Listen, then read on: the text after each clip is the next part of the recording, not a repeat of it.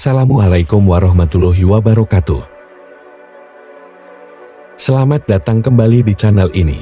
Terima kasih banyak untuk sahabat viral yang sudah setia mengikuti dan mendukung channel ini.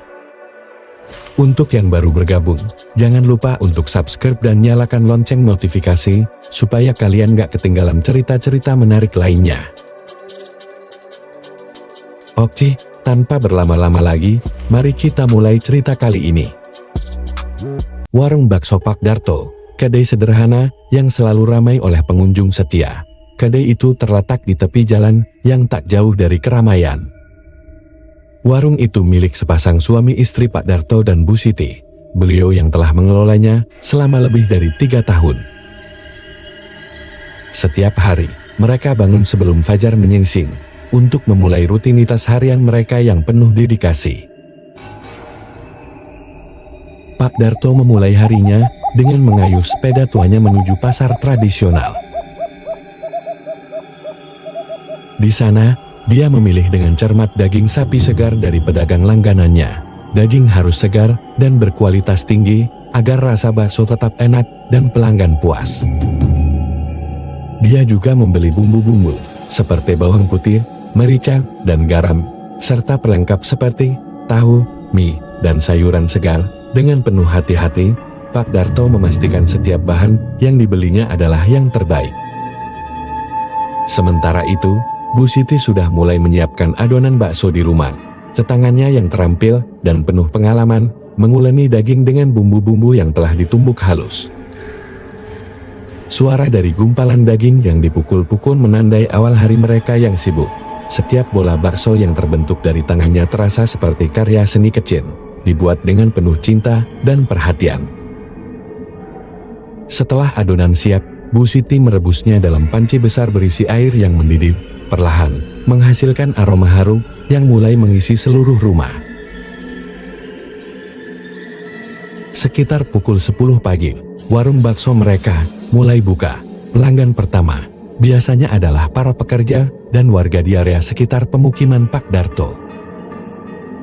Mereka datang untuk menikmati semangkuk bakso hangat yang kuahnya kaya akan kaldu dan bola baksonya yang enak penuh rasa. Pak Darto dengan ramah melayani setiap pelanggan, bahkan saking ramainya, pelanggan sampai rela makan di luar kedai. Pak Darto menyajikan bakso dengan senyuman dan sayup-sayup ucapan suara enak, mantap dan maknyus, terdengar lirih di telinga Pak Darto, itu suara dari pelanggannya. Namun seiring berjalannya waktu, suasana warung mulai berubah. Entah apa yang terjadi, satu persatu pelanggan mulai menghilang. Dalam beberapa minggu, warung yang dulu selalu ramai, kini terasa sepi dan sunyi. Pak Darto dan Bu Siti mencoba berbagai cara untuk menarik kembali pelanggan. Mereka menambahkan variasi menu, memperbarui tampilan warung, hingga memberikan diskon. Tapi semuanya sia-sia. Setiap hari, mereka hanya bisa menghitung uang yang masuk dengan perasaan sedih dan cemas. Malam-malam, Pak Darto sering kali habiskan dengan termenung di dalam warung yang kosong. Pikirannya kalut, memikirkan bagaimana membayar tagihan dan membeli bahan baku untuk esok hari, membuatnya tak bisa tidur. Hingga suatu malam, seorang teman lama datang berkunjung. Sebut saja namanya Sarman. Sarman adalah seorang pria yang telah sukses berkat kekayaan yang tiba-tiba datang padanya. Sarman bercerita tentang bagaimana ia mendapatkan kekayaan itu melalui sebuah pesugihan yang kuat.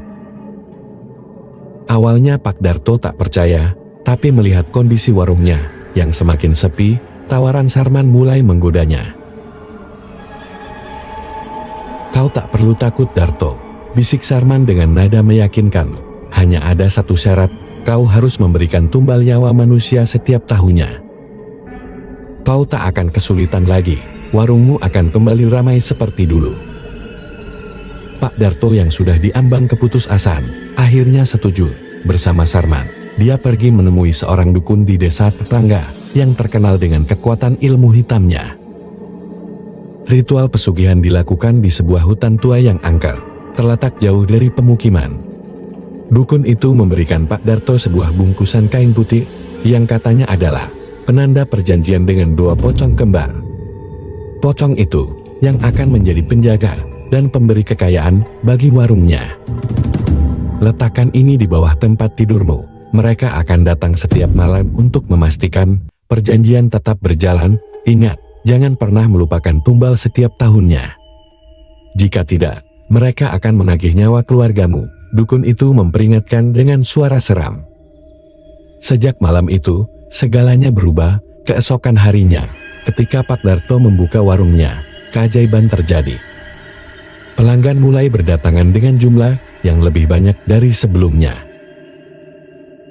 Warung yang dulu sepi, kini kembali dipenuhi suara tawa dan canda pelanggan. Setiap mangkuk bakso yang disajikan laku keras dan penghasilan mereka kembali membaik, bahkan melebihi yang pernah mereka dapatkan sebelumnya. Namun, kebahagiaan itu hanya bertahan sebentar. Semakin banyak pelanggan yang datang, semakin besar pula rasa takut yang menghantui hati Pak Darto. Tahun pertama, ia harus memberikan tumbal pertama. Seorang yang sering lewat di depan warungnya menjadi korban. Dengan pikiran yang berkecamuk, Pak Darto mengundang orang itu untuk makan bakso gratis.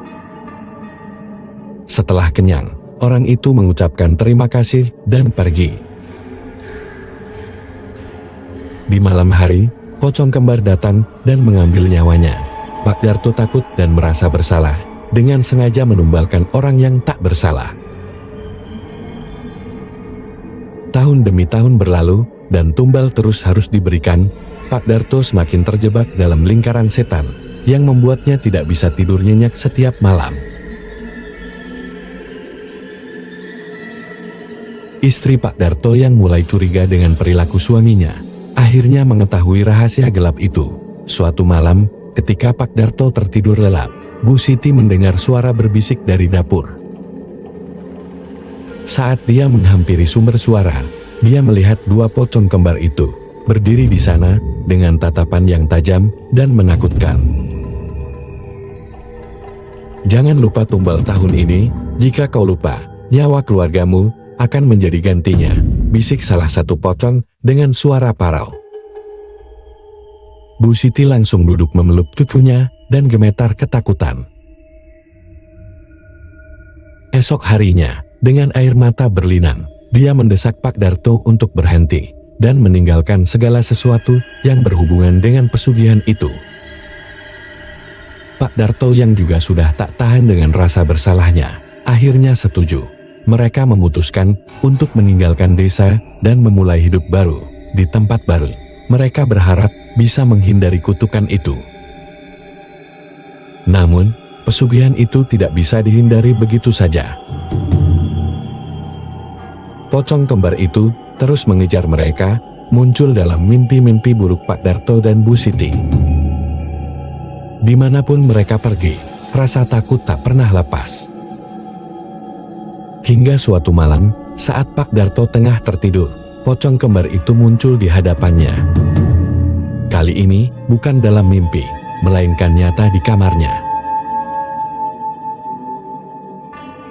Kau telah melanggar perjanjian ini, sekarang nyawamu adalah milikku, kata pocong itu dengan senyum mengerikan. Keesokan harinya, Bu Siti menemukan suaminya tewas. Berita kematian Pak Darto segera menyebar, dan warung bakso yang dulu terkenal kini menjadi tempat yang dihindari. Kisah tentang pesugihan Pak Darto dan pocong kembar menjadi legenda menyeramkan yang diceritakan dari mulut ke mulut, mengingatkan setiap orang akan bahaya dari keserakahan dan berurusan dengan kekuatan gelap. Itulah cerita kita kali ini. Semoga cerita ini bisa menjadi pengingat untuk kita semua, agar selalu berhati-hati dalam mencari rejeki, dan jangan sampai tergoda oleh hal-hal yang bisa menjerumuskan kita ke jalan yang salah. Terima kasih banyak sudah menyimak cerita ini sampai akhir. Jangan lupa like, share, dan tulis pendapat kalian di kolom komentar. Sampai jumpa di cerita berikutnya. Wassalamualaikum warahmatullahi wabarakatuh.